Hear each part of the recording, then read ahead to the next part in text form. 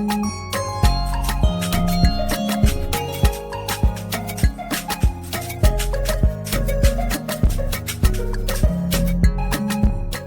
everybody. This is Paul Herman, the Prince of Motivation and host of Zaka Presents My Journey.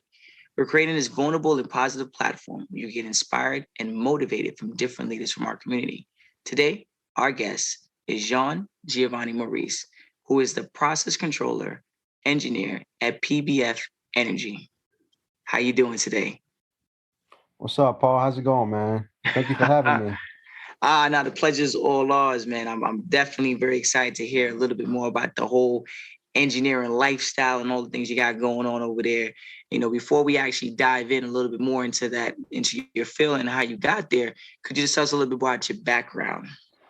Yes. So my background is my parents were from Haiti. So I grew up in Haiti till I was about 11 years old. Then we moved to the States. We moved to a town called Snellville outside of Atlanta. And we've been there ever since. So went to Snellville, went to school, went to middle school there, went to high school there, played sports, kind of did the traditional route of kind of playing sports and getting in school activities and in high school. Then I went to Tuskegee University, which is an HBCU in Alabama. And then from there, started getting into internships and found a gig in Louisiana. At the time, the place was run by Exxon Mobil. Did an internship there.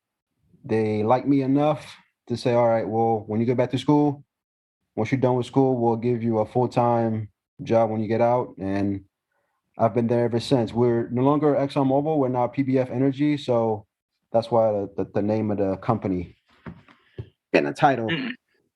So PBF Energy was Exxon Mobil. Correct. The plant that we were at, they used to be owned by Exxon Mobil. And sometime in 2015, they sold it to PBF Energy, and PBF Energy been running it ever since. Okay. Now you talked about your childhood growing up in Haiti. Could you express like what that looked like for a lot of the listeners? Yeah, it was good. I mean, I think I was fortunate and blessed enough to have two parents at home, and they were always around, and they worked. They helped us with our schoolwork. And I know for me, I had two older brothers around me most of the time, and it was fun because you kind of you wanted to be like them in some aspect, but kind of be your own. And of course, Haiti, it's so different now as a grown up thinking about it. Haiti, there's no school bus coming to pick you up in the corner of your block. I remember as a child, it was most of the kids in the block would ride with somebody's parents in a pickup truck, and it would be 6 to 10 kids in a pickup truck going to school around the same area. And that part is like you don't see that in the States. It's more of a now it's a in the States you get a bus that comes pick up the kids, or parents drop the kids off, or may drop their neighbors' kids off at school. But in Haiti, it was more of a, I would say, more family oriented kind of deal. I'm catching that. Could you talk about the Haitian culture? Is it based off of community? Is it based off of family? I would say so. Yeah, the Haitian culture, besides the food, which by now I'm pretty sure the world knows a lot more about just other cultures and the recipes, especially with how easily accessible things are online. So being Haitian, they'd always talk about red beans and rice, some plantain, some griot, those type of things. The banan. There you go. Well, yeah. So those are the things that I remember growing up as a childhood. Like, okay, those are the type of things that when you talk about Haitian community, the food and how we kind of love each other as a family, that stands out a lot to me as a Haitian American. Now, growing up in Haiti, going to school in Haiti, to then coming here to the U.S. and going to school, what do you feel was like the biggest difference that you saw? I think for me, it's the study aspect. In Haiti, they really focus on like really remembering what you're reading, and it was more of a reciting about what you just learned. Because when I was in Haiti, I think we call it elementary school. That's after elementary school, I came to the States and I did my middle school here. While in elementary school in Haiti, it was first of all, it was about 50 kids to one student, which would never happen in the States. That's way too many kids for one student. And it was very open in terms of, you're at the bottom of the class. You didn't want to be at the bottom of the class because you were that would make you sounds like you're the not not the smartest kid in the class. I'll just use those phrases. So Hmm. it was a lot of, okay, you're ranked this out of 52 kids. Well, me, I was never the smartest in my family out of the three boys.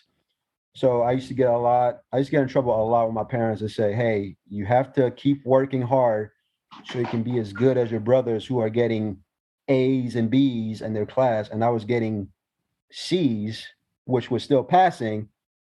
But that was my mindset. I was like, well, if I'm still passing, I'll be okay. But as a kid, you don't think about how it's going to affect you in as an adult. But at this now, I'm thinking about it. I should have had a better mindset growing up. Hmm. And do you feel like your parents were a big resource for you when it did come down to your education? Oh yeah, most definitely. One of the things that I think is I was very fortunate to is they they understood like what things that you were lacking on, and they were trying to help you get better at it. For me, I remember in Haiti, I used to hate.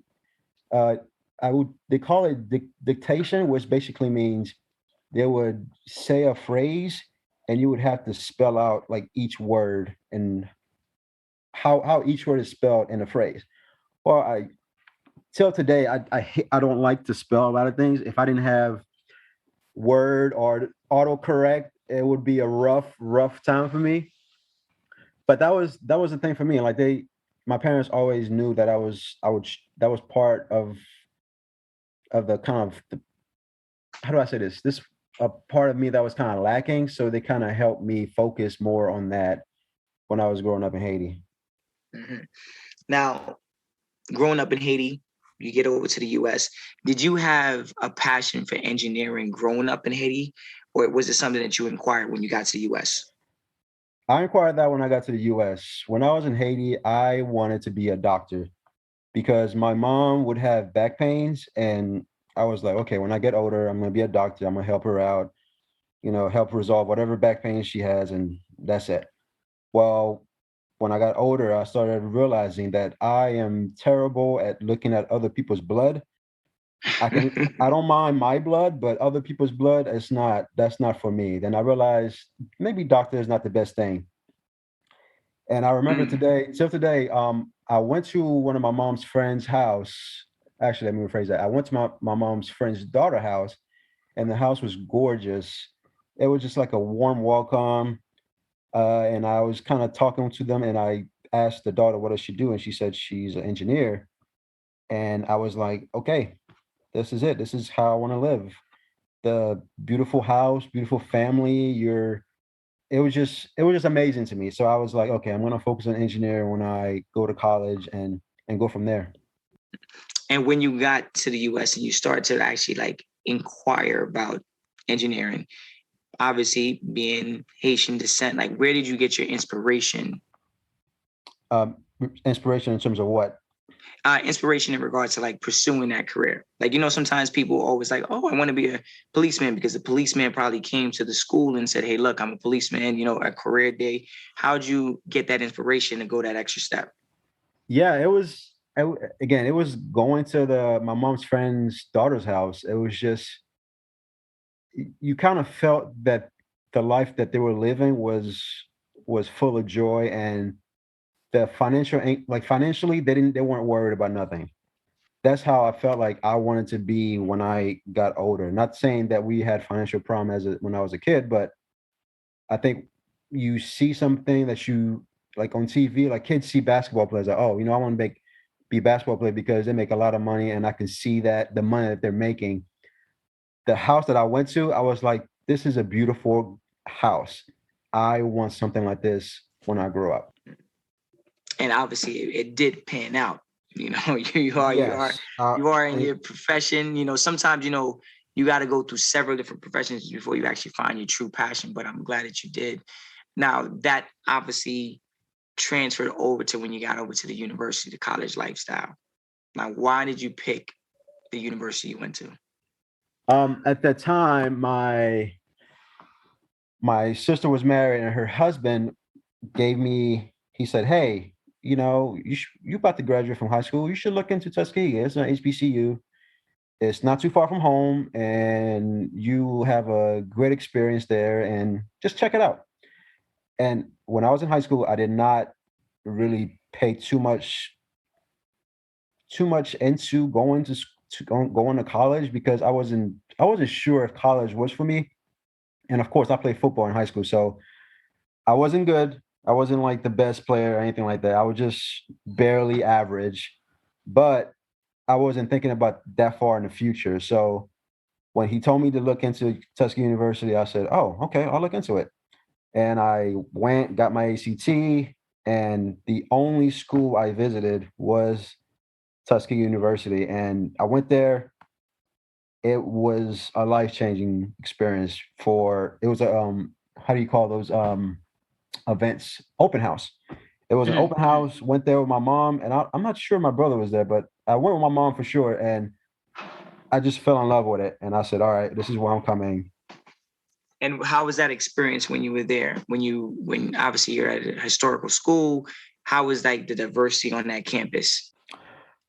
It was great. I think the thing that got me, it was just how open arm everybody was when I went to home open house. Everybody was just welcoming, just telling you, "Hey, you got all these different majors here, and you're just gonna have a great time." The school is small compared to other large universities, but that's one of the beautiful thing that I liked about it. You could really get to know your professors, and your professors get to know you. So you don't have 200 kids in one classroom. Mm-hmm, mm-hmm. Most of my engineering classes, we had probably somewhere between 10 to maybe 30. 30 would be like the max you would see in an engineering class, where it would be more of you have your electrical guys taking the same course, and your chemical guys and your mechanical guys all taking some type of math a math class that they all have to take.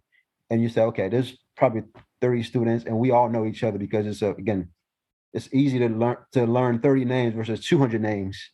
Mm-hmm, mm-hmm. Now, obviously going to an HBCU, right? Yep. University. Um, when you think about it, like it has a lot of legacy, history, and stuff. What does it mean to you to actually have graduated from one of those schools? It was great. My my wife my wife right now, I met her at Tuskegee, and she was fortunate enough to go to her high school. It was mostly African Americans, so she kind of understood what it was like to be around just a lot of black people. So me at high school, it was diverse. You had black, white, Hispanic, whatever. But I don't think you learn a lot about your heritage, especially black history at those type of school, because they kind of go through the book, and just the stuff that if you type in Black History Month and or Black History facts, you'll see, oh, these are the top ones, and that's what most non HBCU school will teach their kids. But at HBCUs, you just learn so much about your history and all the struggles that came before you, and like how fortunate you are that you don't have to deal with that today. And Mm-hmm, mm-hmm, just just the it, it- we would take more than an hour to talk about just history in general at Tuskegee. mm-hmm.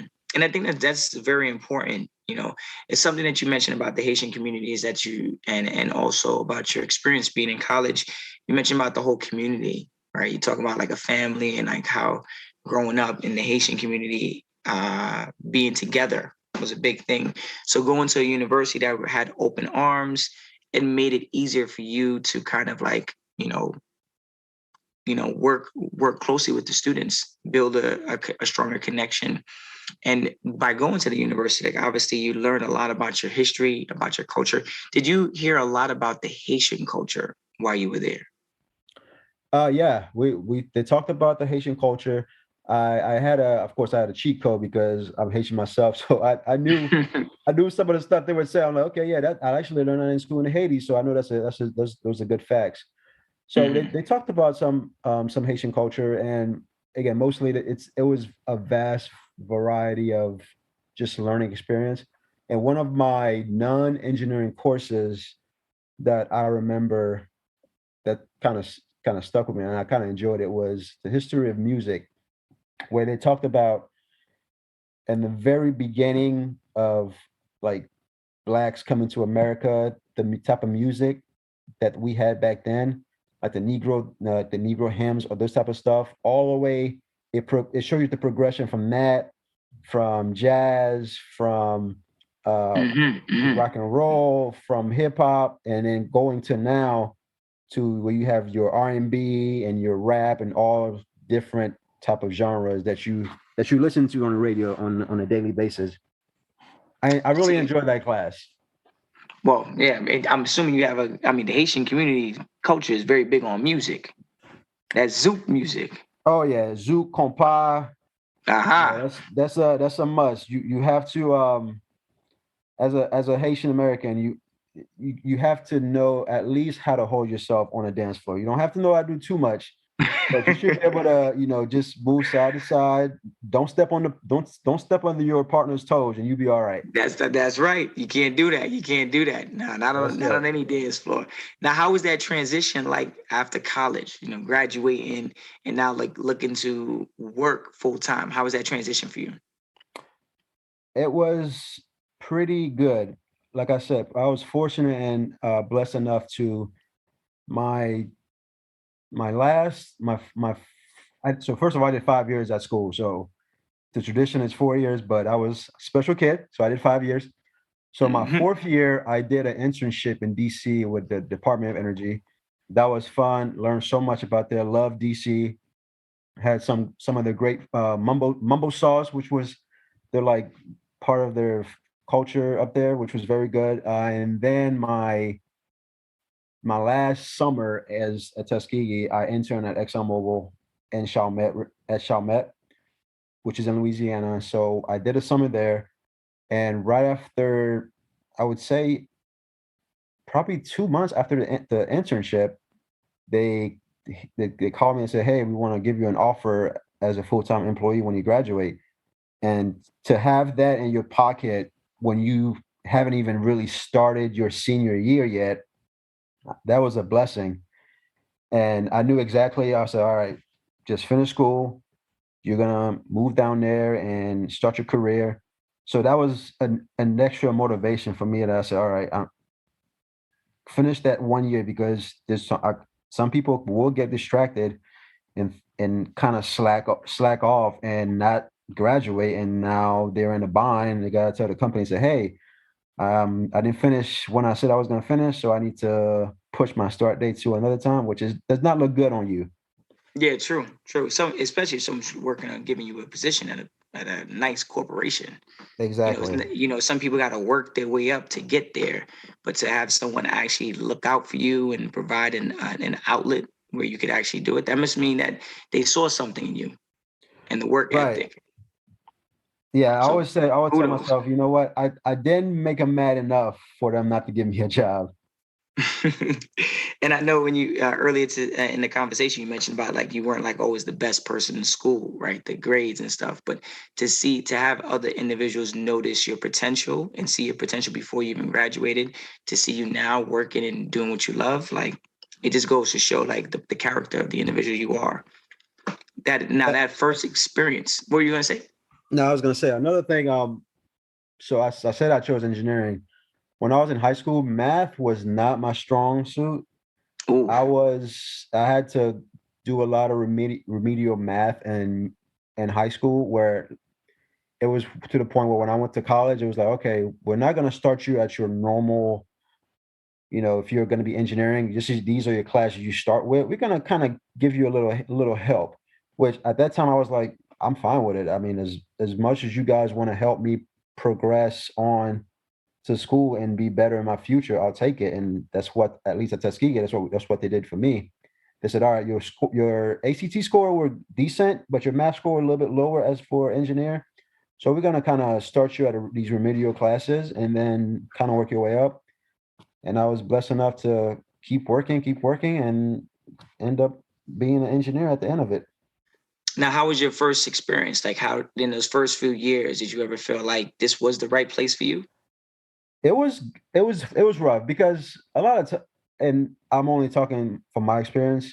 When you go to school, you learn all these different, theories, formulas, and things like that, and you're automatically expecting to say, okay, when you go to a job, you're gonna apply all these theories to work, and it's gonna help you. A lot of time, that's not the case. You gotta learn you gotta learn what the job is about and kind of understand. Okay, here's the problem, and what is the solution, and how do you get to that solution. To me, that's one of the big aspect of engineering is, it's not about how smart you are with mathematics or things like that. Yeah, it helps, but that's not the end result. I think the end result for me is, as an engineer, you understand what the problem is, and you got to find the best way to get to the solution. Hmm. Hmm. And I'm assuming you have a team of people that work with you. Is your team very diverse?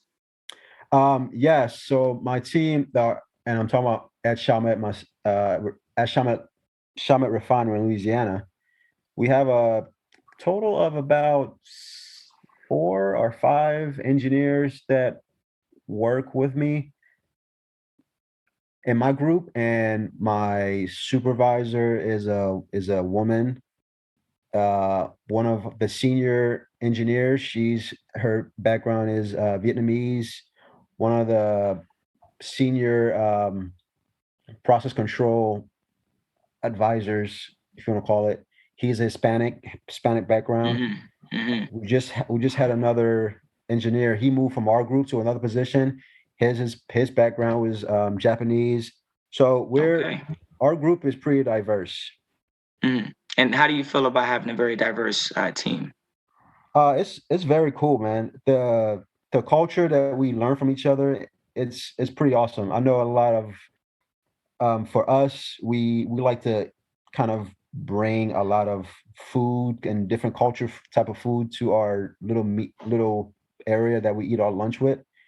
And and our one of our the senior engineer, the Asian lady, she will bring a bunch of different food, from seaweed, just type of, and she loves hot sauce. Like, she love all type of different sauces. And she actually, we were talking about pickles, which pickles is a Haitian type of spicy cabbage type of meal, or it goes with the meal.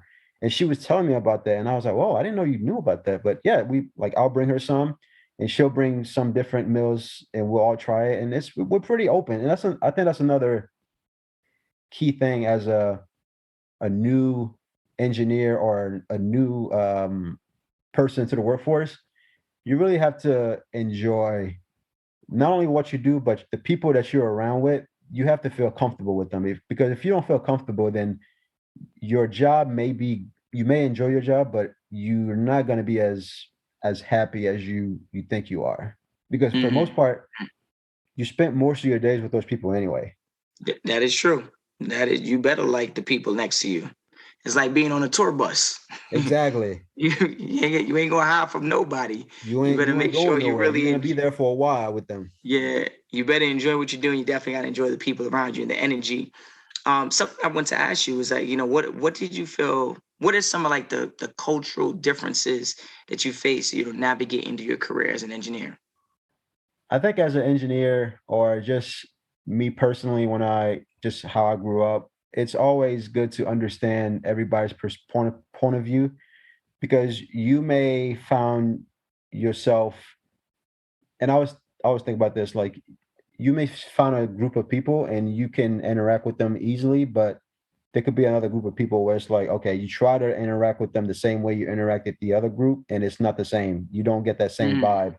So you really got to understand the people you are working with, and the areas you're working with, because you may talk to this person a certain way, you can't talk with this person the same way. It's like as a kid, you with your buddies, you talk slang, you do this, you do that, and you may say these type of words, but you're not gonna do this. You're not gonna talk with your parents like that. Hmm. So for me, I had to understand. Okay, you are first of all, you're in a professional place, so at all times you can kind of joke around from time to time, but you're still a professional. You got to know the limit of the boundaries, basically. That is true. And sometimes that is a very hard transition, coming in from whether being a minority or, coming in from being in a university, that university lifestyle, to then get into corporate America and then like, all right, it's time to get to work. And you're like, you have to have a smooth transition, and you have to have people, some key players in your life to kind of help you out. It seems like you definitely do have that. If a child growing up right now, let's think back to like someone if anything, in Haiti, right? Could you Right. express that child, that young child who's looking to be an engineer, could you express to them, what does your day-to-day life look like being a process control engineer? Um, yeah, that's a good one. So as process control, we mostly deal with implementing control scheme to basically optimize the refinery. So if I were to break this down in terms of something that everybody can understand, it's like, okay, you have just think about your oven, right? You put your food in the Mm. oven, you push a button, and you walk away. Well, your oven, if you put 400 degrees, your oven has to know, say, okay, I need to go to 400 degrees, but I can't go to 405 or 410. I need to go to 400. So the way the oven control scheme would understand what it's doing is saying, all right, I'm going up. All right, am I there yet? Nope, not there yet. Or I'm going up. Am I there yet? Or I'm not there yet. It's like, all right, I'm going up. I'm at 400. Am I good? Okay, you there. But it doesn't stay there. It kind of goes up and down and kind of bounce around that 400. Kind of like your car. When you hit cruise control, the car knows to accelerate when it's going up a hill, because it's saying, all right, I can't maintain that 60-mile-an-hour speed that you wanted. I have to accelerate. So it's going to accelerate up to achieve that speed. And then it's going to know, say, oh, I'm going down a hill. So I need to decelerate to maintain that 60-mile-an-hour speed. So that's pretty much kind of what I do at work. We want to Mm. maintain certain, I'm going to call them cut point like products. We say, all right, we want this product to be this spec. In order for us to run at this spec, we have to keep the unit in this operating range. And we, as process control, we help them control the refinery in terms of keeping those specs, maintaining those specs. That definitely sounds like a lot of math. Yeah, math is definitely involved, but really it's understanding what the process is. Again, like I said, the people that I work with are very easygoing, so you have to you have to be able to ask for help when you need it, and be more than open to help others when it's time for you to help them too. Mm. That definitely sounds very interesting. Like I never really thought about it like that. You know what I'm saying? Like you said, the oven. We're living in a world of today where you could just press a button and it does it for you. But the oven needs to someone have like a brain or a control system to know that, like, you're right. If it went to 410, it would burn the food. If that was the case, so you have to just, it needs to know, like, okay, 405, I'm cutting off. And like you said, it's hovering right around, like, even like a Tesla nowadays, where you could just hop in the car and press a button and it drives you directly to your next location. That right there is all of in that realm of what you're doing, helping that Yeah, out. it has to understand and say, okay, this is the goal that I'm trying to achieve. Like, what type of obstacle am I gonna run into before I get to my goal? I'm assuming there's a lot of tests that take place for this stuff to make sure your food don't burn when you're in Yeah, I the. mean, yeah, you got to say luckily the refining industry has been around for a very long period of time, so we've learned from the past for sure. It's the same way when you're, like you just said, from tests, right? A lot of Mm. the recipes you follow online, they'll say, hey, you put this in the oven for 375 and for 50 minutes, and it should be good to go. Again, I'm sure whoever put those recipes online, they tried it at 400, and they said, "Oh wait, it cooked too. It was a little bit burnt. They cooked it a little bit lower temperature." And I was like, "Oh, you know what? It didn't come as we didn't like it as it wasn't as well done as we would like it to be." And they said, Mm-hmm. "Okay, let's try 350." I was like, "Oh, 350 is the perfect number, and 50 minutes is the perfect time." It's pretty much kind of the same thing at a refinery where people back in the day, they knew exactly. So all right, we try these different temperatures, and they know the product or the how do I say that, the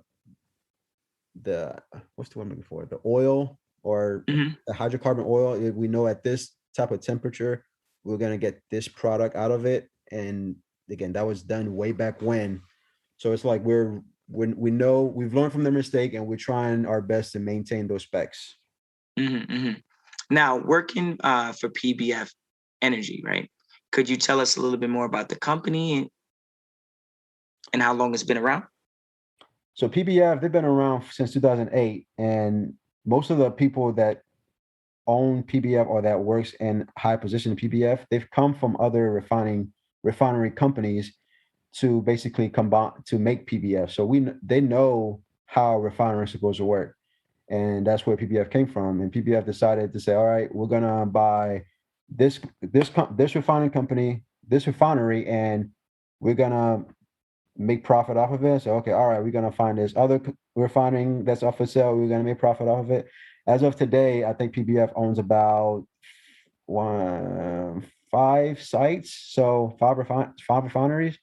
So they're always growing, and from what I've noticed, they're not afraid to invest in the people that work for them and kind of progress them on to other positions to help them with their careers. Okay. Okay. Look at that.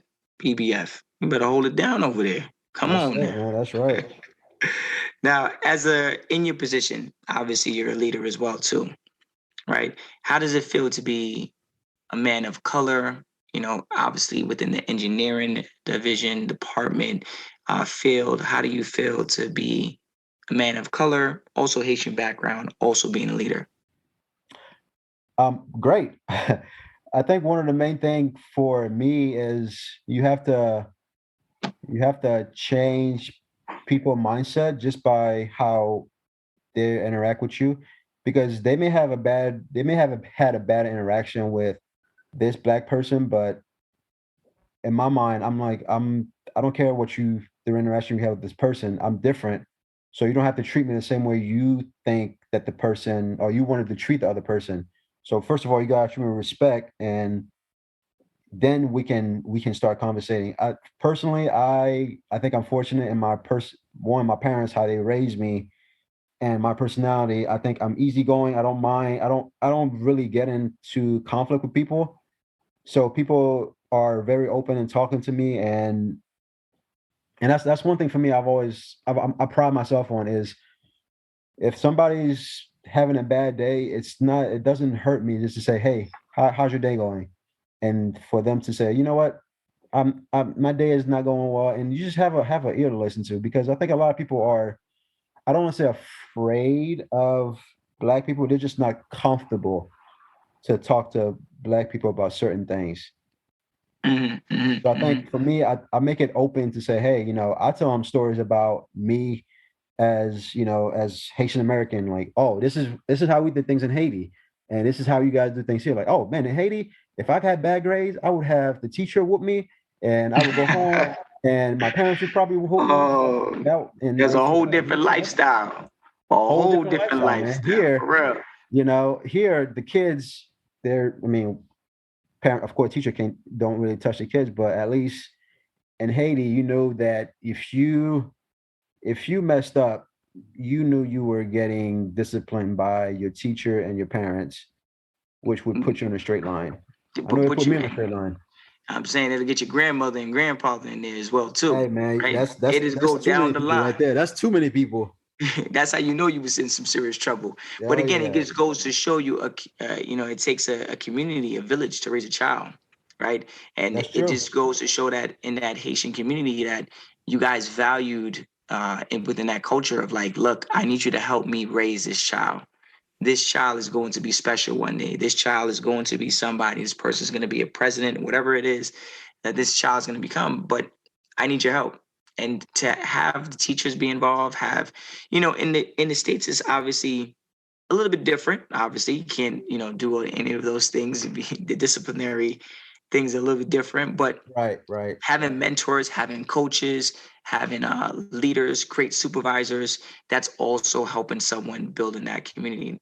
Now, you've been through a lot of good moments in your career, some ups and downs. Like you said, the first couple of years were a little bit hard for you. But could you tell us like one of the proudest moments you had? Proudest moments would be, honestly, I'm pretty easy. So whenever I do something for the company and just in general for somebody else at work, where it's, it's like, hey, we're doing, because as an engineer, you have to work with other engineers to work together and get to the end of the solution, like we talked about earlier. Anytime we do something good and you get that, that attaboy or good job or thank you for helping me and things like that, that to me, that's like, okay, that makes my day, because I know that a lot of people stress out about work and they say, oh man, if I don't get this done by this time, this something bad's gonna happen. Not saying that's what happened at where I work at, but it's more of a, all right, we know the problem. We all some engineers, we can come around with a solution, and when we get to the solution, let's get it to work. And if it doesn't work, it's fine. We can always get Mhm, back to the drawing board mhm, and just keep working. So for me, whenever we start like a project like that and it gets to the end and you see it and you get that out of board from either, the manager or the guy who actually using the tool and say, oh, you know what, this was a pretty good idea. That right there for me, that makes my day. mhm, mhm. I mean, yeah, I think your job is definitely very rewarding because you work on something from the ground level up, like Yeah, that's hands true. on, really trying to. It's not like someone passed the final product to you and says, okay, could you market it now? It's like, no, no, no, no. I Day one, we're developing something to help create this, to help this be a lot more efficient. And you start from bottom up. So it's definitely very rewarding. Now, I know we talked about the Haitian culture. We talked about the community. We talked about you going to school and that experience of school. And we talked about your first experience, entering into the engineering career. Could you just give us, some of the qualities you learned as a child growing up that has kind of, you know, impacted your career? Or some of the characteristics that things that you've learned growing up in Haiti that you implemented into your career to help you be successful. I would use I would say the same thing that I said earlier about just showing respect and just showing love, man. My parents always show me love, and it's one of those, like, it's the easiest thing to do is just saying hi to somebody or just being respectful and things like that. You don't have to be nasty to everybody or anybody at work or just in the streets. Of course, we all have our moments where that one person cuts us off the road, and we have that mindset, like we want to say something bad to them, right? But at the end of the day, you're okay. Just get to where your destination you get into, and you can be fine. For me, it's, again, what I said is just being respectful and just showing love, man. It's way easier to do that than to actually show hate. Bob Marley said it best, man. The way to heal this world is through love. That's it, man. Yeah, that's it. Now, my last question to you before we end conclude on this podcast, like, what would be something that you want Zaka to implement? Um, so I got to implement. I say continue to really open up the community and to let them know, it says, hey, where this somebody has, first of all, everybody's different, but there's somebody out there that's either going through what you're going through or is going through the same path that you're going through. Like I said, I was more of a C type of students in middle school and elementary school. My brothers were A and B students. So I'm sure there's a big gap between that, right? A to C. Mhm. You're Yep. somebody. You're in that line somewhere. So somebody that had the same kind of upbringing as you did may have may have went through Zaka or may had an interview in Zaka or posted something in Zaka. You can find them and you can get in contact with them and say, hey, how did you get through this? Like, you know what? I was bad in math. How did you get through math in college knowing that you weren't good at math? Well, I said, well, just find you a tutor, find this, find a group that you're comfortable with, that you guys are trying to achieve the same goal and go with it. So that's what I would say with Mhm. Zaka. Just continue to like just let people know like, hey, whatever you're going through, you don't first of all, you don't have to go through it alone. And most likely somebody went the path that you're going through. Mhm.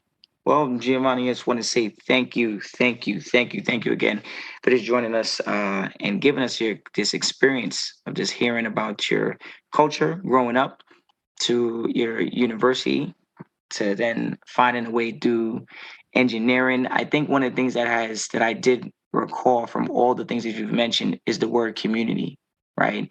And like how you just summed up right there, respect. I think that from growing up in Haiti, that community lifestyle was there.